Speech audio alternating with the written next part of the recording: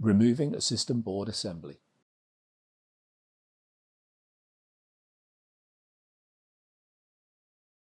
Remove the top cover. Remove any of the following components that are installed on the system board. Hold the two lifting handles and slide the system board towards the front of the server.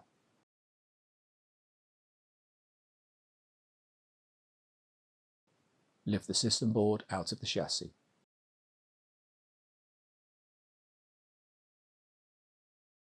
Remove the system I/O board from the processor board. Remove the screws that secure the system I/O board.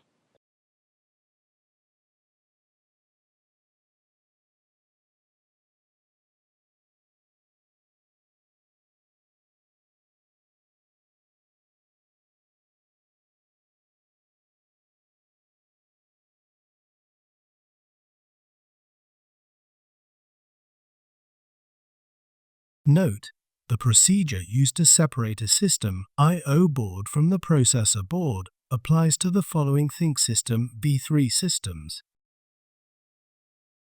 For demonstration purposes, an SR650 V3 system board assembly is shown here. To separate the system I/O board from the processor board, hook your left index finger around the plunger and lift it. Place both thumbs under the edge of the system I/O board and lift it approximately 3 to 6 degrees up from the supporting sheet metal.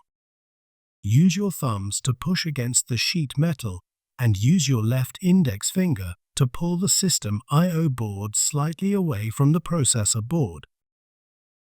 While pulling, use your right hand to stabilize the system I/O board and prevent it from rotating.